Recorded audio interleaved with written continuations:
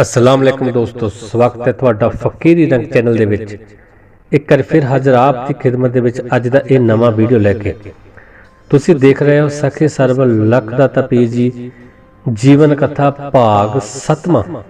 6वें भाग दे विच तुसीं भगत सनैन शेख सनैन जी दी कथा सुनी। उसदा अद्धा भाग जो बचिया है वो अज आप जी दे नाल साझा करांगा। कहंदे ने कि शेख सनैन ਜਦੋਂ सखी ਸਰਵ लखदाता पीर जी के दरबार ਦੇ ਵਿੱਚ ਰਾਤ ਗੁਜ਼ਾਰੀ ਤੇ ਉਸ ਤੋਂ ਬਾਅਦ ਖਾਣਾ ਵੀ ਅਰਸ਼ਾਂ ਤੋਂ ਸਖੀ ਸਰਵਰ ਜੀ ਨੇ ਮੰਗਾਇਆ। ਉਹਨਾਂ ਦਾ ਜੋ ਸ਼ੇਰ ਸੀ ਉਸ ਨੂੰ ਵੀ ਜਿਉਂਦਾ ਕਰ ਦਿੱਤਾ, ਜੋ ਨਾਗ ਸੀ ਉਹਨੂੰ ਵੀ ਮਰੇ ਨੂੰ ਜਿਉਂਦਾ ਕੀਤਾ। ਇਹ ਸਭ ਦੇਖਣ ਤੋਂ ਬਾਅਦ ਫਿਰ ਸ਼ਨੈਨ ਜੋ ਸੀ ਉਹਦੇ ਮਨ ਦੇ ਵਿੱਚ ਹੰਕਾਰ ਫਿਰ ਰਿਹਾ। ਉਹ ਕਹਿੰਦਾ ਨਹੀਂ, ਇਹ ਸਰਵਰ ਪੀਰ ਦੇ ਵਿੱਚ ਇੰਨੀ ਸ਼ਕਤੀ ਨਹੀਂ ਹੈ ਮੇਰੇ ਮੁਕਾਬਲੇ, ਮੇਰੀ ਬੰਦਗੀ ਜ਼ਿਆਦੀ ਹੈ। ਇਹ ਗੱਲਾਂ ਸੋਚਦਾ ਸੋਚਦਾ ਅੱਗੇ ਚੱਲ ਪਿਆ। ਅੱਗੇ ਚੱਲ ਕੇ ਮੁਲਤਾਨ ਤੋਂ ਥੋੜੀ ਦੂਰ ਜਾ ਕੇ ਮੁਲਤਾਨ ਦੇ ਸ਼ੈਨ ਬਾਦਸ਼ਾਹ ਨੇ ਲੰਗਰ ਲਗਾਇਆ ਹੋਇਆ ਸੀ। ਉੱਥੇ ਸ਼ੇਖ ਸਨੈਨ ਨੂੰ ਲੰਗਰ ਖਾਣ ਲਈ ਸੱਦਾ ਦਿੱਤਾ। ਜਦੋਂ ਉੱਥੇ ਸ਼ੇਖ ਸਨੈਨ ਪਹੁੰਚੇ ਉਹ ਪਹਿਲਾਂ ਹੀ ਕ੍ਰੋਧ ਦੇ ਨਾਲ ਭਰੇ ਹੋਏ ਸੀ। ਆਪਣੀ ਬੇਇੱਜ਼ਤੀ ਦਾ ਬਦਲਾ ਵੀ ਲੈਣਾ ਚਾਹੁੰਦੇ ਸੀ ਜੋ ਸਖੀ ਸਰਵਲ ਲਖਦਾਤਾ ਪੀਰ ਜੀ ਦੇ ਦਰਬਾਰ ਦੇ ਵਿੱਚ ਹੋਈ। ਤੇ ਜਦੋਂ ਉਹ ਉੱਥੇ ਪਹੁੰਚੇ ਬਾਦਸ਼ਾਹ ਨੇ ਉਹਨਾਂ ਨੂੰ ਕਿਹਾ ਕਿ ਉਹ ਭੋਜਨ ਛਕ ਲੈਣ ਤੇ ਫਿਰ ਹੰਕਾਰ ਦੇ ਵਿੱਚ ਬੋਲੇ, ਕਹਿੰਦੇ ਅਸੀਂ ਤੁਹਾਡਾ ਇਹ ਭੋਜਨ ਨਹੀਂ ਛਕਦੇ, ਸਾਡਾ ਭੋਜਨ ਅਰਸ਼ਾਂ ਤੋਂ ਆਉਂਦਾ ਹੈ, ਤੁਸੀਂ ਸਾਨੂੰ ਕੀ ਭੋਜਨ ਛਕਾ ਸਕਦੇ ਹੋ। ਤੇ ਕਹਿੰਦੇ ਅਸੀਂ ਤੁਹਾਨੂੰ ਦਿਖਾਉਂਦੇ ਹਾਂ ਕਿ ਸੱਚ ਕਿੰਨੀ ਪਾਵਰ ਹੈ, ਅਸੀਂ ਕਿੰਨੀ ਸ਼ਕਤੀ ਦੇ ਮਾਲਕ ਹਾਂ, ਤੁਸੀਂ ਨਹੀਂ ਜਾਣਦੇ ਕਿ ਮੈਂ ਕੌਣ ਹਾਂ। ਹੁਣ ਹੰਕਾਰ ਦੇ ਬਸ ਪੈ ਸ਼ੇਖ ਸਨੈਨ ਉਸ ਦਾਤਾ ਦੀ ਵੱਲੋਂ ਬੰਦਗੀ ਇਬਾਦਤ ਜਿਹੜੀ ਥੋੜੀ ਕੀਤੀ ਸੀ ਉਸ ਨੂੰ ਗਲਤ ਵਰਤਣ ਲੱਗੇ। ਤੇ ਉਹਨਾਂ ਨੇ ਕੀ ਕੀਤਾ ਕਿ ਆਪਣੇ ਹੱਥ ਦੇ ਵਿੱਚ ਜੋ ਨਾਗ ਸੀ ਉਸ ਨੂੰ ਛੱਡ ਦਿੱਤਾ। ਤੇ ਜਦੋਂ ਨਾਗ ਛੱਡਿਆ ਤੇ ਬਾਦਸ਼ਾਹ ਦਾ ਇੱਕ ਬੇਟਾ ਸੀ ਸਾਦਿਕ ਸੈਨ, ਉਸ ਨਾਗ ਨੇ ਜਾ ਕੇ ਸਾਦਿਕ ਸੈਨ ਨੂੰ ਡਸ ਲਿਆ ਤੇ ਉਹ ਉਸੇ ਵੇਲੇ ਮਰ ਗਿਆ। ਹੁਣ ਜਦੋਂ ਸਾਦਿਕ ਸੈਨ ਨੂੰ ਨਾਗ ਨੇ ਦੱਸਿਆ ਤੇ ਸਾਦਿਕ ਸੈਨ ਜ਼ਮੀਨ ਤੇ ਡਿੱਗ ਪਿਆ, ਮਰ ਗਿਆ। ਤੇ ਉਹਦੇ ਮੰਮਾ ਜੋ ਮਾਤਾ ਉਹ ਰੋਣ ਲੱਗ ਪਏ, ਕੁਰਲਾਉਣ ਲੱਗ ਪਏ। ਤੇ ਬਾਦਸ਼ਾਹ ਜੋ ਰਾਜਾ ਸੀ ਉਹ ਵੀ ਰੋਣ ਕੁਰਲਾਉਣ ਲੱਗ ਪਿਆ। ਪਰ ਜੋ ਸ਼ੇਖ ਸਨੈਨ ਸੀ ਉਹ ਹੱਸ ਰਿਹਾ ਸੀ। ਉਸ ਨੂੰ ਪਤਾ ਸੀ ਕਿ ਮੈਂ ਇਹਨੂੰ ਆਪਣੀ ਸ਼ਕਤੀ ਦੇ ਨਾਲ ਮਾਰਿਆ ਤੇ ਮੈਂ ਕਰਾਮਾਤ ਦਿਖਾਵਾਂਗਾ, ਇਹ ਜਿਉਂਦਾ ਵੀ ਹੋ ਜਾਵੇਗਾ, ਇਹ ਕਿਤੇ ਨਹੀਂ ਮਰਿਆ। ਤੇ ਜਦੋਂ ਉਹ ਬਾਦਸ਼ਾਹ ਤੇ ਉਹਦੀ ਪਤਨੀ ਨੇ ਰੌਲਾ ਪਾ ਦਿੱਤਾ ਕਿ ਸਾਡਾ ਬੱਚਾ ਸਾਨੂੰ ਵਾਪਸ ਕਰ ਦਿਓ, ਮੈਂ ਨਹੀਂ ਰਹਿ ਸਕਦੀ, ਤਰਲੇ ਪਾਉਣ ਲੱਗ ਪਏ, ਕੁਰਲਾਉਣ ਲੱਗ ਪਏ, ਸ਼ੇਖ ਸਨੈਨ ਦੇ ਪੈਰ ਫੜਨ ਲੱਗ ਪਏ। ਤੇ ਸ਼ੇਖ ਸਨੈਨ ਨੇ ਕਿਹਾ ਵੀ ਕੋਈ ਗੱਲ ਨਹੀਂ, ਤੁਹਾਡਾ ਬੱਚਾ ਜੇ ਹੋਇਆ ਮਰਿਆ, ਕਿਤੇ ਨਹੀਂ ਗਿਆ। ਤੇ ਤਰਲੇ ਮਿਹਨਤਾਂ ਪਾਉਣ ਤੋਂ ਬਾਅਦ ਜਦੋਂ ਸ਼ੇਖ ਸਨੈਨ ਨੇ ਆਪਣੀ ਕਰਾਮਾਤੀ ਸ਼ਕਤੀਆਂ ਦਿਖਾਉਣੀਆਂ ਚਾਹੀਆਂ ਤੇ ਉਹਨੇ ਹਵਾ ਵਿੱਚ ਹੱਥ ਕਰਕੇ ਕੁਝ ਪੜ ਕੇ ਬੱਚੇ ਦੇ ਵੱਲ ਹੱਥ ਕੀਤਾ, ਪਰ ਬੱਚਾ ਨਾ ਉੱਠਿਆ, ਉਹ ਮਰਿਆ ਦਾ ਮਰਿਆ ਹੀ ਰਹਿ ਗਿਆ।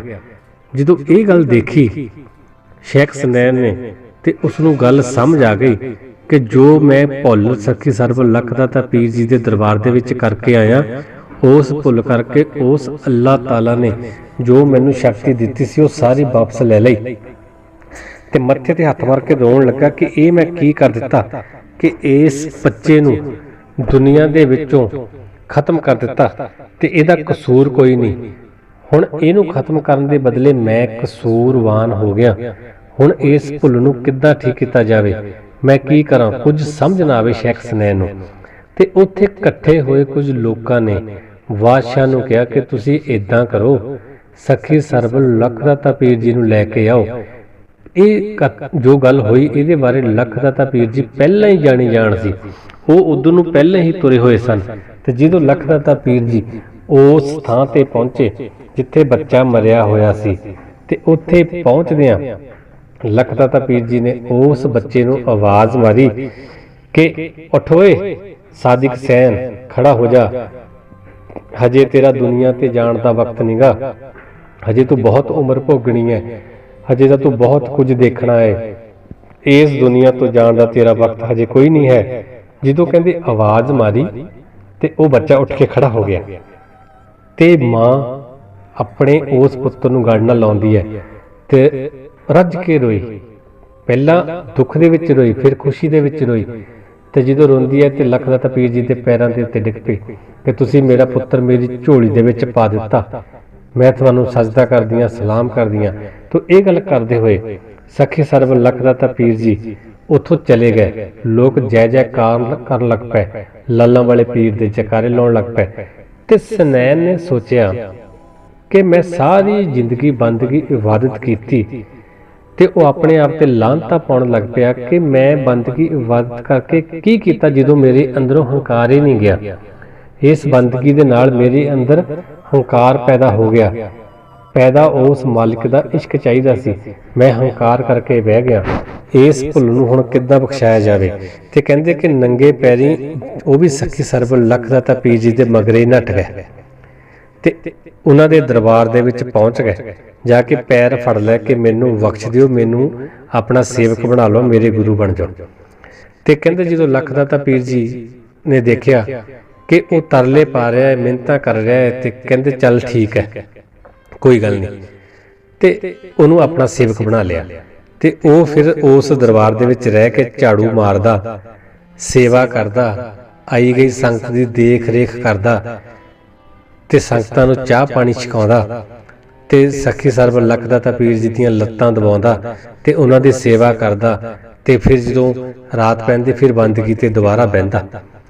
ਤੇ ਫਿਰ ਉਸਦੀ ਜ਼ਿੰਦਗੀ ਕੁਝ ਸਬਨ ਲੱਗੀ ਤੇ ਉਹਨੇ ਕਿਹਾ ਕਿ ਸਰਕਾਰ ਜੀ, ਜਿੰਨੇ ਹੁਣ ਬਾਕੀ ਪਲ ਬਚੇ ਨੇ ਇਸ ਜ਼ਿੰਦਗੀ ਦੇ, ਇਹ ਤੁਹਾਡੇ ਹੀ ਲੇਖੇ ਲਾਉਣੇ ਨੇ, ਤੁਹਾਡੇ ਹੀ ਨਾਲ ਰਹਿਣਾ ਹੈ, ਤੁਹਾਡੇ ਦਰਬਾਰ ਤੇ ਰਹਿਣਾ, ਰੱਬ ਰੱਬ ਕਰਨੀ ਹੈ, ਹੰਕਾਰ ਤੋਂ ਦੂਰ ਰਹਿਣਾ।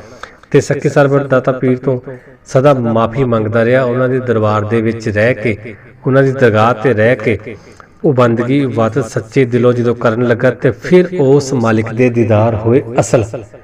ਪਹਿਲਾਂ ਜੋ 70 ਸਾਲ ਬੰਦਗੀ ਕੀਤੀ, ਉਸ ਬਦਲੇ ਮਨ ਦੇ ਵਿੱਚ ਹੰਕਾਰ ਭਰਿਆ, ਕਿਉਂਕਿ ਉਹ ਗੁਰੂ ਤੋਂ ਬਿਨਾਂ ਹੋਈ ਸੀ, ਗੁਰੂ ਤੋਂ ਬਿਨਾਂ ਬੰਦਗੀ ਹੋਈ ਸੀ, ਖੁੱਲੀ ਬੰਦਗੀ ਕੀਤੀ।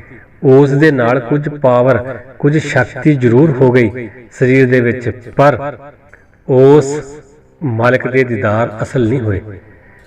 ਤੇ ਉਹਨੂੰ ਗੈਬੀ ਆਵਾਜ਼ ਵੀ ਆਈ ਸੀ ਕਿ ਜਾ ਸੁਨੈਣ, ਤੇਰੀ ਬੰਦਗੀ ਪੂਰੀ ਹੈ, ਕਿ ਗੁਰੂ ਧਾਰ ਲੈ। ਹੁਣ ਹੰਕਾਰ ਸੀ ਕਿ ਮੈਂ 70 ਸਾਲ ਇਬਾਦਤ ਕੀਤੀ ਹੈ, ਮੇਰੀ ਪਾਵਰ ਵਾਲਾ, ਮੇਰੀ ਜਿੰਨੀ ਸ਼ਕਤੀ ਵਾਲਾ ਕਿਹੜਾ ਗੁਰੂ ਹੋਵੇਗਾ ਜਿਹੜਾ 70 ਸਾਲ ਇਬਾਦਤ ਕੀਤੀ ਹੋਵੇ। ਇੱਥੇ ਇਬਾਦਤ 70 ਸਾਲਾਂ ਦੀ ਕੋਈ ਮਾਇਨੇ ਨਹੀਂ ਰੱਖਦੀ ਜੇ ਮਨ ਦੇ ਵਿੱਚੋਂ ਹੰਕਾਰ ਨਹੀਂ ਗਿਆ। ਹੰਕਾਰ ਨਾ ਹੋਵੇ, ਨੀਵੇਂ ਹੋ ਕੇ ਬੰਦਗੀ ਭਾਵੇਂ 7 ਦਿਨ ਹੀ ਕੀਤੀ ਹੋਵੇ, ਅਰਜ ਬੇਨਤੀ ਦੁਆ ਕਰੋ ਤੇ ਉਸ ਮਾਲਿਕ ਦੇ ਘਰ ਪਹੁੰਚ ਜਾਂਦੀ। ਇਹ ਗੱਲ ਦਾ ਸੁਨੈਣ ਭਗਤ ਨੂੰ ਉਦੋਂ ਪਤਾ ਲੱਗਾ ਜਦੋਂ 70 ਸਾਲ ਦੀ ਕੀਤੀ ਇਬਾਦਤ 3 ਦਿਨਾਂ ਦੇ ਵਿੱਚ ਖਤਮ ਹੋ ਗਈ, ਤੇ ਫਿਰ ਮੁੜ ਕੇ ਖਾਲੀ ਹੋ ਗਿਆ। ਖਾਲੀ ਹੋ ਕੇ ਫਿਰ ਭਾਂਡਾ ਦੁਬਾਰਾ ਕਿਸੇ ਮੁਰਸ਼ਿਦ ਦੇ ਲਾਗੇ ਜਾ ਕੇ, ਮੁਰਸ਼ਿਦ ਦੇ ਲੜ ਲੱਗ ਕੇ, ਉਹਦੇ ਕੋਲ ਰਹਿ ਕੇ, ਸਖੀ ਸਰਬੁਲ ਸੁਲਤਾਨੀਏ ਪੀਰ ਦੇ ਕੋਲ ਰਹਿ ਕੇ ਫਿਰ ਦੁਬਾਰਾ ਬੰਦਗੀ ਇਬਾਦਤ ਕਰਨੀ ਸ਼ੁਰੂ ਕੀਤੀ। ਤੇ ਫਿਰ ਉਹ ਸੁੱਕਿਆ ਬੂਟਾ ਹਰਾ ਹੋ ਗਿਆ, ਕਿਉਂਕਿ ਉਹ ਮਾਲਿਕ ਮਨ ਦੇਖਦਾ ਹੈ, ਹੰਕਾਰ ਦਿਖਦਾ ਹੈ ਕਿੰਨਾ ਹੈ, ਇਹ ਕਿਹੜੀ ਸ਼ਰਧਾ ਦੇ ਨਾਲ ਮੇਰੇ ਕੋਲ ਆਇਆ, ਉਸ ਨੂੰ ਪਹਿਲੇ ਹੀ ਪਤਾ ਹੁੰਦਾ। ਤੋ ਇਸ ਸਾਖੀ ਦੇ ਵਿੱਚੋਂ ਬਹੁਤ ਕੁਝ ਸਿੱਖਣ ਵਾਲੀ ਚੀਜ਼ ਹੈ ਕਿ ਗੁਰੂ ਤੋਂ ਬਿਨਾਂ ਬੰਦਗੀ ਕੀਤੀ ਕਿਸੇ ਕੰਮ ਦੀ ਨਹੀਂ। ਹੰਕਾਰ ਪੈਦਾ ਹੋਵੇਗਾ, ਗਿਆਨ ਨਹੀਂ ਬਣੇਗਾ। ਤੋ ਜਦੋਂ 70 ਸਾਲਾਂ ਤੋਂ ਬੰਦਗੀ ਇਬਾਦਤ ਕਰਨ ਤੋਂ ਬਾਅਦ ਵੀ ਫਿਰ ਗੁਰੂ ਬਣਾ ਕੇ ਦੁਬਾਰਾ ਬੰਦਗੀ ਕਰਨੀ ਸ਼ੁਰੂ ਹੋਈ, ਫਿਰ ਇਹ ਮਾਲਕ ਦੇ ਘਰੇ ਪ੍ਰਵਾਨ ਹੋਈ। ਤੇ ਫਿਰ ਐਸੀ ਬੰਦਗੀ ਕਿਉਂ ਕਰਨੀ ਹੈ ਗੁਰੂ ਤੋਂ ਬਿਨਾਂ? ਕਿਉਂਕਿ ਉਹ ਹੰਕਾਰ ਹੀ ਲੈ ਕੇ ਆਵੇਗੀ। ਇਸ ਕਥਾ ਤੋਂ ਆਪਾਂ ਨੂੰ ਪਤਾ ਲੱਗਦਾ। ਤੋ ਅੱਜ ਦੀ ਇਸ ਵੀਡੀਓ ਵਿੱਚ ਜੋ ਭਗਤ ਸੁਨੈਣ, ਉਸ ਦੀ ਕਥਾ ਇੱਥੇ ਤੱਕ ਸੀ। ਇਹ ਭਾਗ ਦੇ ਵਿੱਚ ਆਪਣੀ ਖਤਮ ਹੋ ਗਈ। ਇਹ ਸੀ ਭਾਗ। ਅਗਲੇ ਭਾਗ ਦੇ ਵਿੱਚ ਜੋ ਆਪ ਜੀ ਦੇ ਨਾਲ ਮੈਂ ਕਥਾ ਸ਼ੁਰੂ ਕਰਾਂਗਾ, ਇਸੇ ਬਾਣੀਏ ਦੀ ਕਥਾ। ਇਹ ਭਾਗ 7ਵਾਂ ਸੀ। 7ਵੇਂ ਭਾਗ ਦੇ ਵਿੱਚ ਸੁਨੈਣ ਭਗਤ ਦੀ ਕਥਾ ਇੱਥੇ ਖਤਮ।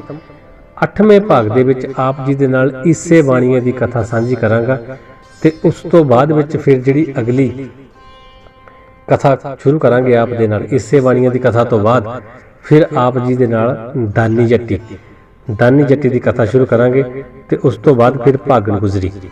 ਤੋ ਇਹਦੀ ਲੜੀਵਾਰ ਆਪ ਜੀ ਦੇ ਨਾਲ ਸਾਰੀਆਂ ਜੋ ਕਥਾਵਾਂ ਨੇ ਸਖੀ ਸਰਵਰ ਲਖਦਾਤਾ ਵੀਰ ਜੀ ਦੀਆਂ ਉਹ ਸਾਂਝੀਆਂ ਕਰਾਂਗੇ ਤੇ ਆਸ ਕਰਾਂਗੇ ਕਿ ਆਪ ਜੀ ਨੂੰ ਇਹ ਪ੍ਰੋਗਰਾਮ ਸਾਡਾ ਚੰਗਾ ਲੱਗਾ ਹੋਵੇਗਾ। ਤੋ ਜਲਦ ਹਾਜ਼ਰ ਹੋਵਾਂਗਾ ਅਗਲੀ ਵੀਡੀਓ ਦੇ ਨਾਲ। ਤਦ ਤੱਕ ਲਈ ਹੱਕ ਮੁਰਸ਼ਿਦ ਸੱਚ ਮੁਰਸ਼ਿਦ।